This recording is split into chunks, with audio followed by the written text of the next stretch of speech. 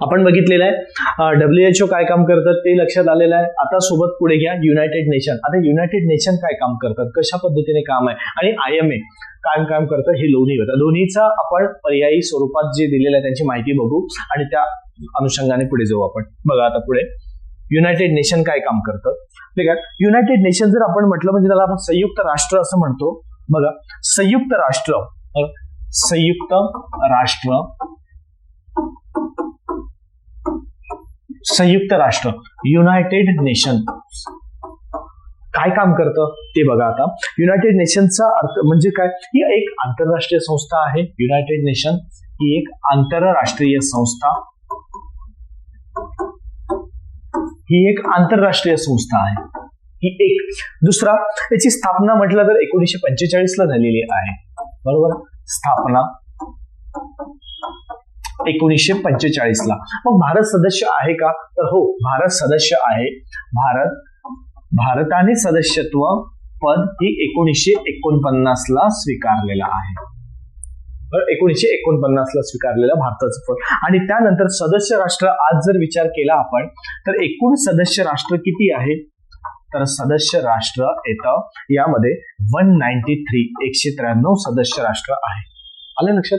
त्यामुळे पुढे बघा आता. मग याच्याच वरती असा एक प्रश्न आलेला आहे युनोची म्हणजे रेल्वेला RRB ला आलेला आहे तो प्रश्न की युनोची कोणती एजन्सी नाही, युनायटेड नेशन ऑफ ऑर्गनायझेशनची कोणती एजन्सी नाही असा प्रश्न आलेला आहे. मग एक प्रश्न आहे तो साईडला लिहून घ्या. बघा युनोची आले लक्षात, कोणती युनोची कोणती एजन्सी नाही म्हटलेलं आहे त्यांनी. युनोची कोणती एजन्सी नाही. मग याच ठिकाणी मग हा प्रश्न कुठे कधी आलेला आहे, हा RRB ला आलेला आहे. बरोबर आहे, RRB ग्रेड B ला आलेला प्रश्न. मग आता हा प्रश्न इथे कसा मॅच होतो ते बघा. आता एक लक्षात घ्यायचं, इथं युनायटेड नेशन संयुक्त राष्ट्र ही एक आंतरराष्ट्रीय संघटना आहे. पण याच्या संदर्भात यांच्या खाली ज्या अंतर्गत काही छोट्या छोट्या संस्था आहे की यांच्याच एक भाग म्हणून काम करतात, त्यापैकी किती संस्था आहेत ते आपण पुढे बघू. म्हणजे लक्षात येतं की 1945 ला जी स्थापन झाली आणि 1949 ला भारत सदस्य झालेला आहे. आणि सध्या आज 193 देश हे सदस्य म्हणून काम करत आहेत. ठीक आहे, मग आता यांच्या युनायटेड नेशनच्या अंतर्गत किती संस्था काम करतात ते बघू आता पुढे. आले पुढे लक्षात घ्यायचं, यांच्या अंतर्गत काम करणारी पहिली एक संस्था येतं तेच म्हणजे FAO. त्यानंतर दुसरी येतच त्यामध्ये ICAO. त्यानंतर तिसरी येतात IFAD. त्यानंतर येतो ILO, IMF. बरोबर, IMF आंतरराष्ट्रीय नाणेनिधी, इंटरनॅशनल मॉनिटरी फंड. बरोबर, त्यानंतर येतो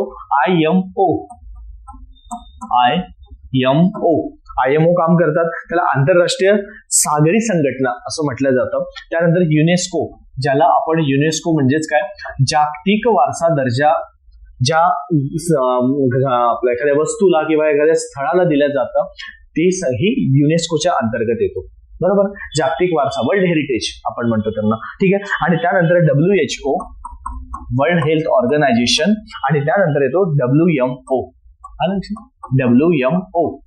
आता या सर्व संघटना की ह्या एक संस्था म्हणून कोणाच्या अंतर्गत, तर युनायटेड नेशनच्या अंतर्गत काम करतात. आले पुढे बघा. आता हे झालेलं. आता IMA म्हणजेच काय, इथे बघा त्यांनी ऑप्शन मध्ये काय दिलेलं आहे तुम्हाला, इथे तर IMO आलेला आहे, पण आता IMA म्हणजे काय पुढे बघा.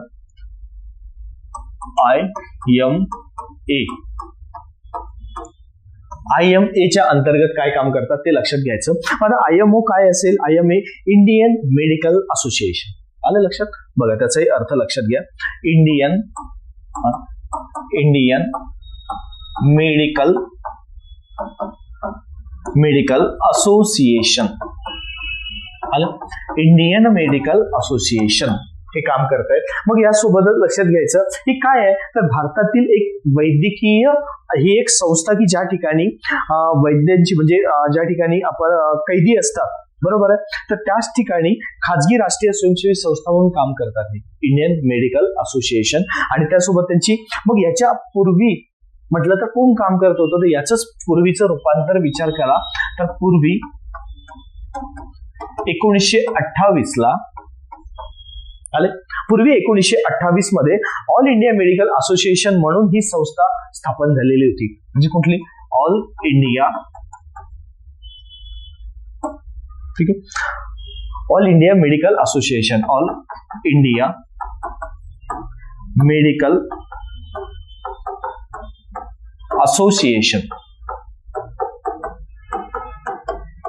म्हणजे याचं स्वरूप हे 1928 ला हे झालेलं आहे आणि त्यांचं स्वरूप काही काळानंतर मग आता जे काम करतात ते इंडियन मेडिकल असोसिएशन म्हणून आलं लक्षात, की हे त्याचं स्वरूप आणि त्यालाच आपण शॉर्ट फॉर्म मध्ये म्हणतो IMA.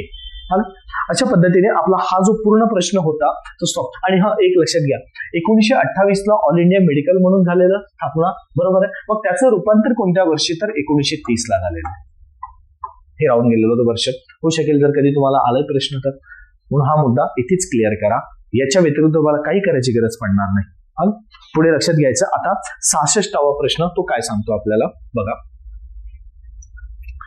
66 क्रमांकाचा प्रश्न.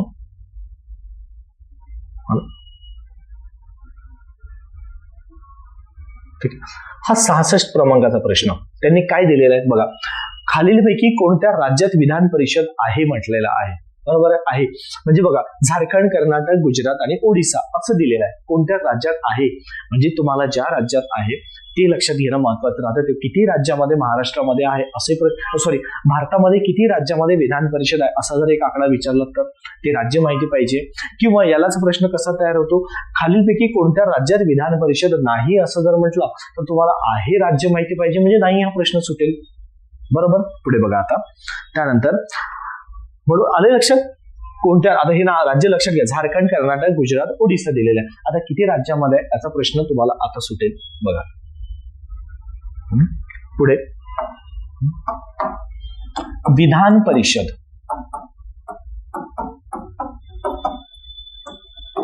विधान परिषद आले. आता विधान परिषद सध्या जर विचार केला, आता महाराष्ट्रामध्ये आपल्या भारतामध्ये जर विचार केला तर एकूण 28 घटक राज्य, ठीक आहे.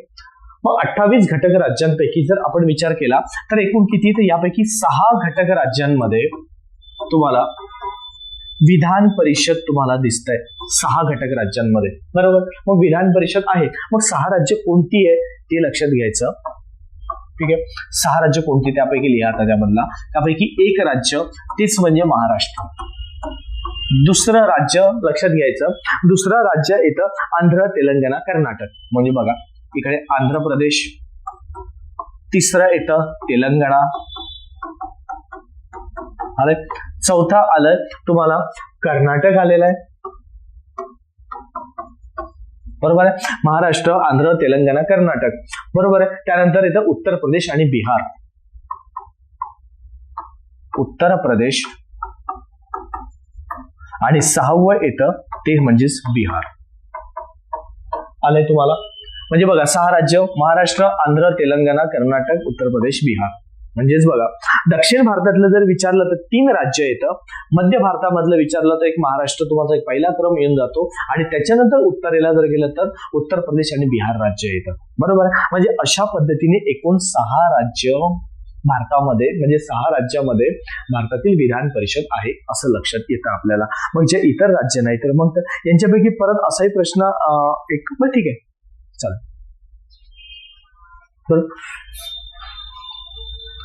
जाऊ पुढे. आता नेक्स्ट प्रश्न लक्षात घ्या कोणता आहे तो.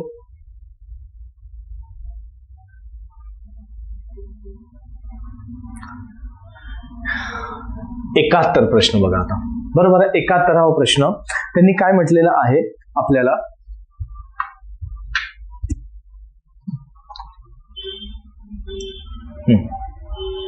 लोकसभेचे सदस्य होण्यासाठी किमान किती वय असावे. किमान किती म्हणजे कमीत कमी किती वय असायला पाहिजे, बरोबर. इथे बघा त्यांनी 21 पण दिलेला आहे, 18 पण दिलेला आहे, 30 पण दिलेला आहे आणि 25 पण दिलेला आहे. पण एक लक्षात ठेवा, विधान काय म्हणजे लोकसभेचे सदस्य होण्यासाठी किती वय असायला पाहिजे यातले 4ही ऑप्शन जरी विचार केला ना, एक उत्तर आहे, पण 3 ऑप्शन हे 3 प्रश्नाचे उत्तर तुमचे निघतात. लक्षात घ्या, ही 3ही जी आकडेवारी दिली आहे ना हे विनाकारण नाही दिलेली आहे, बरं. आता 21, आपण जर 21 वर्ष म्हटलं, ग्रामपंचायत सदस्य म्हणून जो उभा राहतो किंवा जो ग्रामपंचायतीचा सदस्य जो स्थानिक स्वराज्य संस्थेचे इलेक्शन लढवतो त्याच्यासाठी तुम्हाला 21 वर्ष लागतंय ना, बरोबर.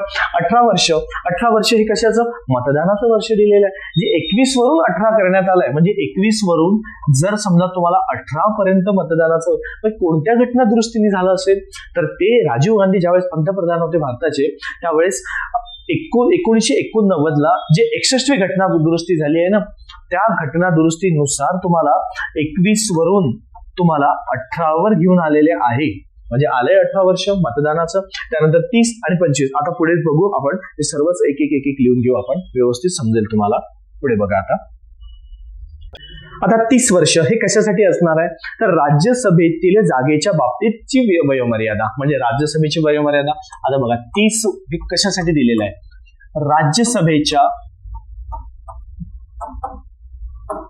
राज्यसभेची वयोमर्यादा, म्हणजे असं म्हणू शकतो की राज्यसभेची किमान वयोमर्यादा आले. मग हे तर त्यांनी वय दिलेलं आहे, मग त्याची कलम कुठल्या कलमाअंतर्गत तर कलम 80 या ठिकाणी, कलम 80च्या अंतर्गत तुम्हाला तिथे आलेलं असतं, बरोबर. पुढे बघा आता 35 वर्ष कशासाठी दिलेलं आहे त्यांनी, जर 35 वयाची मर्यादा दिलेली असेल तर हे राष्ट्रपतीसाठी 35 वर्षाची मर्यादा आहे. मग दिली आहे तुम्हाला राष्ट्रपतीची किमान वयोमर्यादा आले. राष्ट्रपतीची किमान वयोमर्यादा तुम्हाला 35 दिलेली आहे. मग ते कुणाला तर कलम 58 नुसार आलेला आहे हा मुद्दा, कलम 58 नुसार, कलम 58 नुसार आलेला आहे.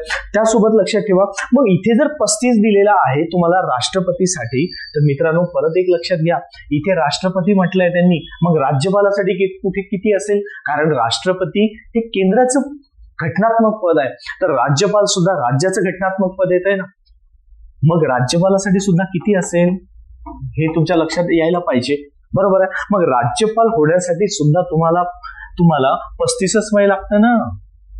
मग विचार करा, जर राष्ट्रपतीसाठी कलम 58 येत असेल तर राज्यपालासाठी तुम्हाला किती येणार, कलम 157 आलंय लक्षात. राज्यपालासाठी 157 कलम आलेली आहे तुम्हाला. या कलमाच्या अंतर्गत त्यांची वयोमर्यादा ठरवली जाते आणि येतो पुढे म्हणजे आपण 18 वर्ष.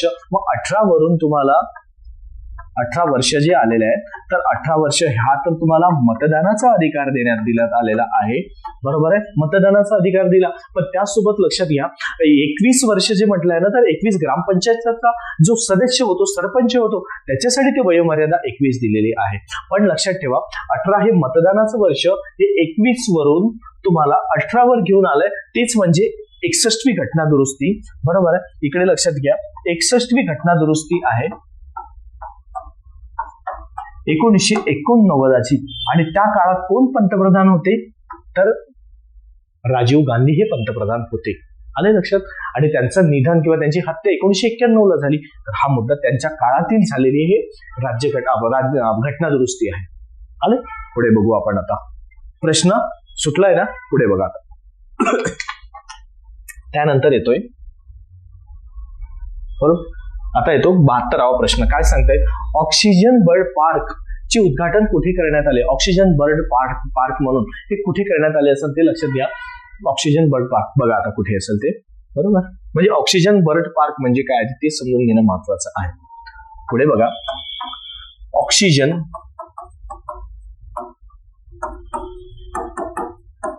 बर्ड पार्क,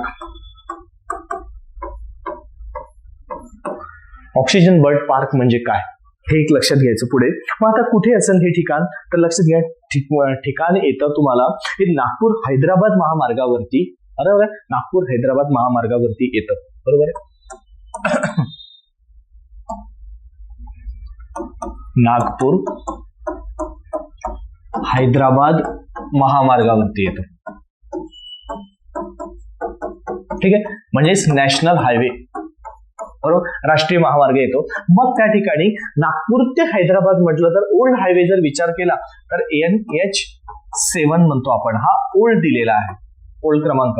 पण आता नव्याने बदललेला आहे नंबर त्याचा, तर तो नंबर येतो तुम्हाला NH44, NH44 आले लक्षात. मग यानुसार लक्षात घ्यायचं, मग इथे सुरुवात कोणी केली असेल तर ह्या पार्टची सुरुवात केली आहे नितीन गडकरी साहेबांनी. बरोबर, सुरुवात नितीन गडकरी साहेब. आले, नितीन गडकरी साहेबांनी सुरुवात केलेली आहे या प्रकल्पाची, त्यामुळे लक्षात घ्या. तुम्हाला इथे प्रश्नाचं उत्तर मिळालेलं असेल.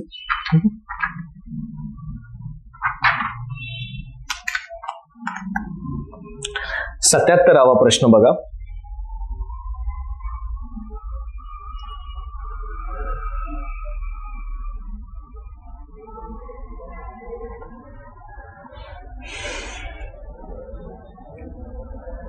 बघा, यांनी काय म्हटलेलं आहे की कोणत्या राज्य सरकारने देशी गायींना राजमाता म्हणजेच गोमाता असे म्हटले जाईल असा निर्णय घेतलेला आहे. आता इकडे बघा, ह्या प्रश्नाचं उत्तर तुम्हाला इथे मिळत आहे. आलं लक्षात. त्यांनी काय म्हटलेलं आहे, प्रश्न लक्षात आला. एक महाराष्ट्र, राजस्थान, गुजरात आणि हरियाणा.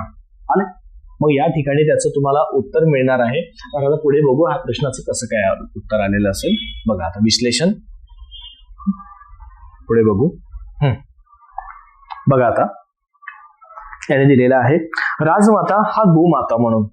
बरं, महाराष्ट्राचा जो राजमाता आणि गोमाता म्हणून महाराष्ट्र सरकार, आणि त्यामध्ये उत्तर येते कसं बघा. राजमाता, गोमाता हा दर्जा देण्यात आलेला आहे. तो आता हा कोणी दिला असेल तर बघा, महाराष्ट्र सरकारने कधी दिला तर 30 सप्टेंबर 2024. बघा, कोणी दिला हे विचारलंय, पण कधी दिला हे जर तारीख विचारली तर तुमचा विकेट जायला नको किंवा त्यावेळेस तुम्हाला गोंधळाची परिस्थिती यायला नको. तर लक्षात घ्या, कोणतं राज्य आलेलं असेल तर ते महाराष्ट्र, आणि कधी दिला असेल तर ती तारीख येते 30 सप्टेंबर 2024. 30 सप्टेंबर 2024 ला आलेली आहे. बरोबर, 30 सप्टेंबर 2024. मग आता एक बघा, देशी गायींना राजमाता किंवा गोमाता घोषित करण्याचा निर्णय घेतलेला आहे. ज्या देशी गायी आहे म्हणजे भारतातील गायी, बरोबर, देशी गायींना राजमाता दर्जा देण्यात आलेला आहे. बरोबर, असं त्यांनी घोषित केलेलं आहे.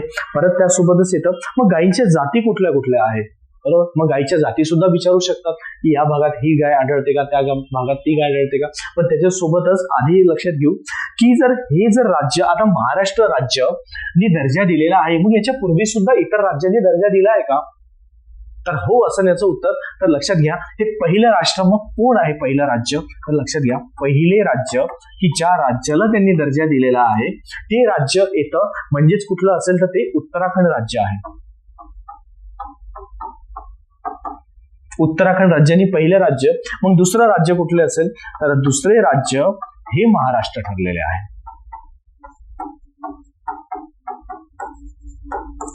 आलं लक्षात. पहिले राज्य उत्तराखंड आणि दुसरे राज्य महाराष्ट्र. म्हणजे जर महाराष्ट्राला हा दुसऱ्या राज्याचा दर्जा देण्यात आलेला आहे, कळलं. मग पहिलं राज्य जर विचारलं तर किंवा क्रमाने जर विचारलं तर तुम्हाला पहिलं हे राज्य असून खालपैकी कोणते राज्य दुसऱ्या क्रमांकावरती असणारे राज्य कोणते, तर त्यावेळेस तुमचं महाराष्ट्र येणार.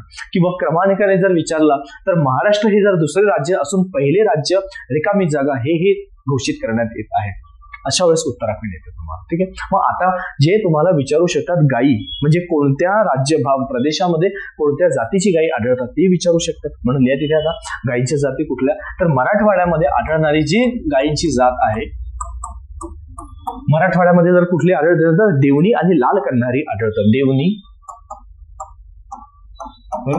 लाल कन्हारी, देवणी आणि लाल कन्हारी येतं. त्यासोबतच लक्षात घ्या, पश्चिम महाराष्ट्रामध्ये आढळणारी खिल्लारी हे जात. पश्चिम महाराष्ट्रामध्ये आढळणारी खिल्लारी, पश्चिम महाराष्ट्रामध्ये खिल्लारी आढळतं. त्यासोबत उत्तर महाराष्ट्रामध्ये डांगी आढळतं. तर उत्तर महाराष्ट्रामध्ये डांगी ही जमात आढळतं. ठीक आहे, डांगी. आणि त्यासोबत विदर्भामध्ये जर म्हटलं तर गौलाऊ आढळतं. विदर्भामध्ये तुम्हाला गौलाऊ आढळतं. काही ठिकाणी तुम्हाला गौलाऊ पण येतं नाव. ठीक आहे, गौळाऊ आणि गौलाऊ एकच नाव येतं. आलं लक्षात? अशा पद्धतीने तुम्हाला हा जो प्रश्न आहे 77 हा संपला. आता नेक्स्ट प्रश्न बघू. कोणता प्रश्न आहे तो बघा. आता 78 78 हा क्रमांकाचा प्रश्न येतोय. 78 त्यामध्ये लक्षात घ्यायचं, राजा जॉर्ज पाचवा आणि राणी मेरी यांचे भेटीचे स्मरणार्थ कोणती प्रसिद्ध वास्तू बांधली गेली. आता एक लक्षात घ्या, त्यांनी काय म्हटलेलं आहे, छत्रपती शिवाजी महाराज टर्मिनस यांना वर्ल्ड हेरिटेजचा दर्जा देण्यात आलेला आहे. हा एक. त्यासोबत marine drive, gateway of India, बरोबर आहे, हे कुठे असेल तर मुंबई या ठिकाणी. आणि ताज हॉटेल तर हे ताज ग्रुपचं बांधलं गेलेलं आहे. मग राहिला ऑप्शन हा तुम्हाला गेटवे ऑफ इंडिया येतो. मग आता बघा गेटवे ऑफ इंडिया हे कशा पद्धतीने झालं असेल. प्रश्नाचं उत्तर म्हटलं तर गेटवे ऑफ इंडिया, पण हे कसं असेल ते लक्षात घ्यायचं. बघा आता त्याच्यात थोडं आपण मागे जाणं महत्वाचं आहे. थोडा इतिहासाच्या दृष्टिकोनातून लक्षात घ्यायचा हा प्रत्येकाने, बरोबर. तर आता गेटवे ऑफ इंडिया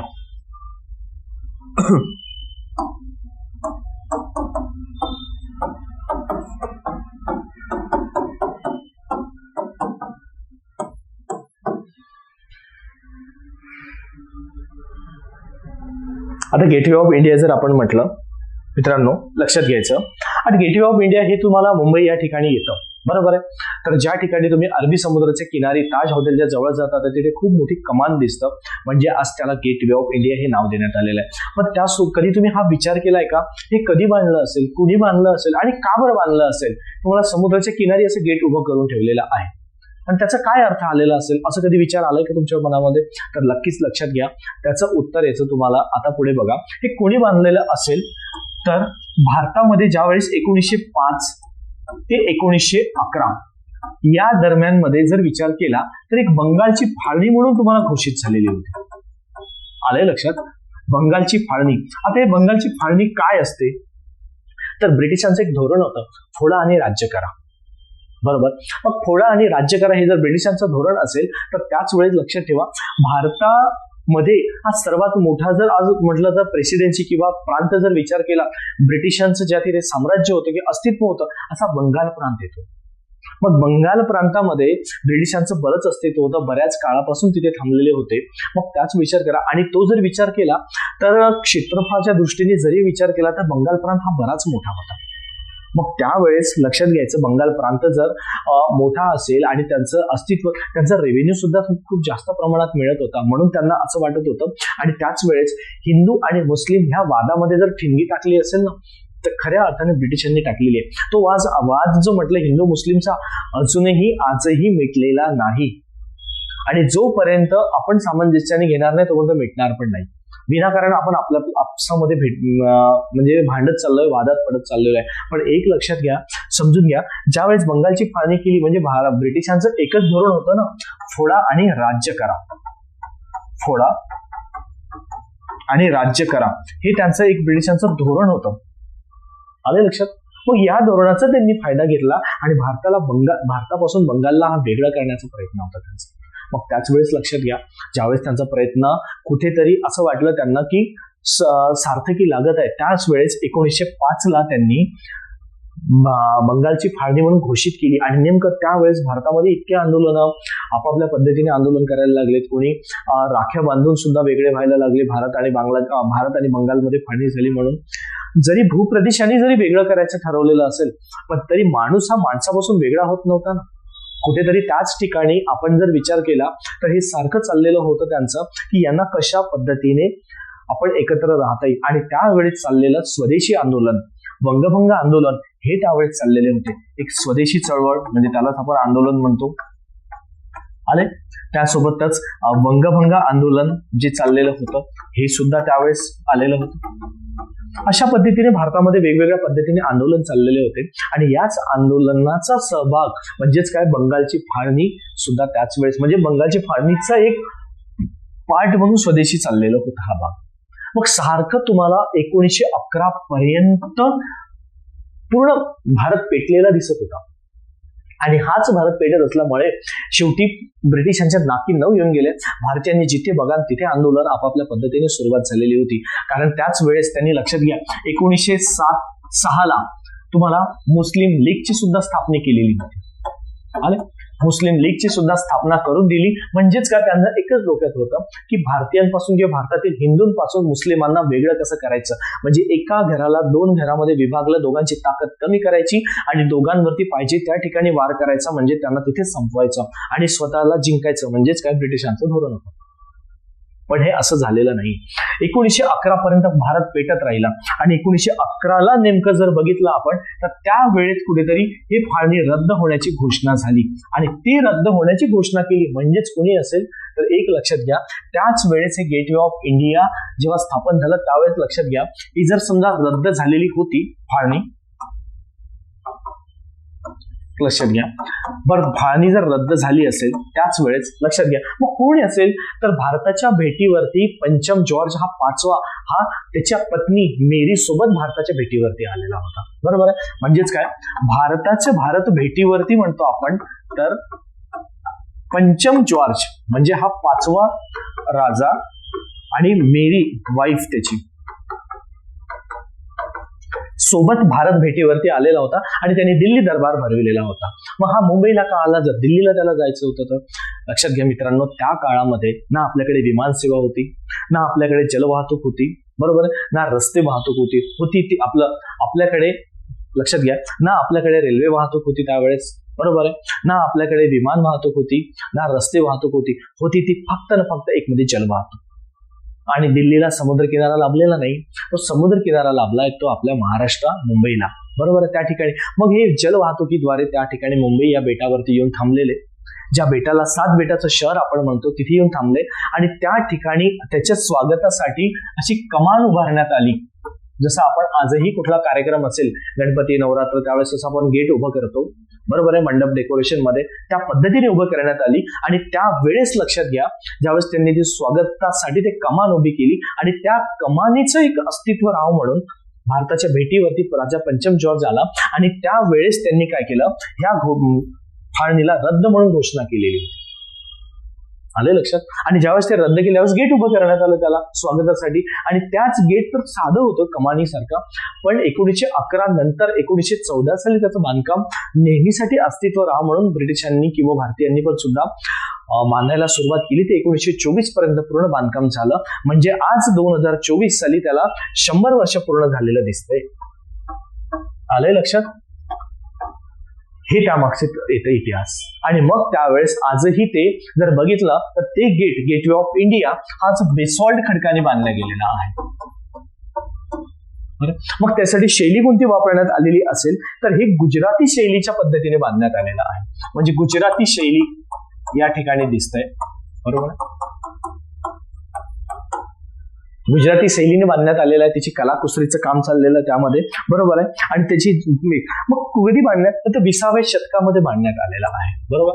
20वे शतक मध्ये बांधकामासाठी, म्हणजेच त्याला आपण म्हणतो 1914 मध्ये बांधण्यात आलंय, बरोबर आहे. आणि हे कुठे असेल तर लक्षात घ्या 1911 मध्ये कुठे अपोलो बंदरावरती थांबलेले होते त्यावेळेस तिथे अपोलो बंदर, बरोबर.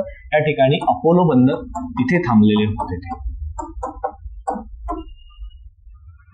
अपोलो बंदरावरती आलेले आणि याची रचना तर म्हटलं बेसॉल्ट खडकापासून झाली. अशा पद्धतीने लक्षात ठेवा हा पूर्ण इतिहासाचा एक मुद्दा येतो. म्हणून इतिहास हा इतिहासासारखा नाही तर एखाद्या गोष्टी स्वरूपामध्ये समजून घ्यायचा, म्हणजे आपल्यासमोर चित्र उभं राहिलं पाहिजे, या पद्धतीने लक्षात ठेवा.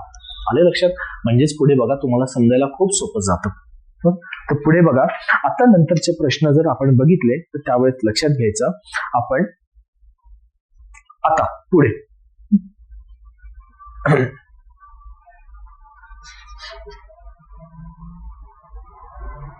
मग आता हा एक मुद्दा म्हणू शकतो आपण की हे गेटवे ऑफ इंडियाची मग डिझाईन कोणी तयार केली, हा एक मुद्दा येतो, बरोबर आहे. आणि त्यासोबतच ज्या वेळेस हा गेट उभं करण्यात आलेलं होतं त्यावेळेस 1911ला मुंबई प्रांताचा गव्हर्नर कोण होता, जर असाही एखादी प्रश्न आला असतं. म्हणून एक लिहून घ्या तुम्ही पुढच्या पेजवर बघा. याची जर डिझाईन म्हटलं आपण तर डिझाईन कोणी उभी करायचं ठरवलेलं असेल किंवा कोणी केलेली असेल तर त्यावेळेस येतो जॉर्ज विटेट. बघा जॉर्ज विटेट हा त्यावेळेस डिझाईन करणारा आर्किटेक्चर म्हणतात किंवा इंजिनियर म्हणतात त्यावेळेस होते, बरोबर आहे. 1914ला बांधकाम सुरुवात झाली, 1924ला बांधकाम संपलं. आणि बघ लक्षात घ्या 1911ला जर म्हटलं आपण तर त्यावेळेस तत्कालीन गव्हर्नर कोण होता? 1911 तत्कालीन गव्हर्नर कोण होता? तर त्यावेळेस लक्षात ठेवा, तो गव्हर्नर होता George Sydenham Clarke. George Sydenham Clarke. आले? अशा पद्धतीने आता एक लक्षात घ्या, हा पेपर इथे संपला म्हणून असं जाहीर करतो. आणि लक्षात घ्या, आता आपण पुढचा पेपर कुठला घेणार? तर जो मुंबई हा शहर बघितलेला आपण, बरोबर आहे. आता मुंबईचा जो चालकचा पेपर झालेला आहे ना, आपण पुढच्या पेपरसाठी आपण त्या पेपरला भेटू.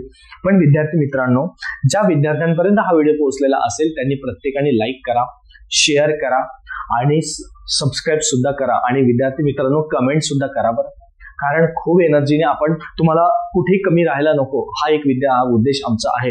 यासोबतच लक्षात घ्या, तुम्ही टेलिग्राम चॅनल सुद्धा जॉईन करा, तुम्हाला रोज चालू घडामोडी संदर्भात मिळत राहील घटना.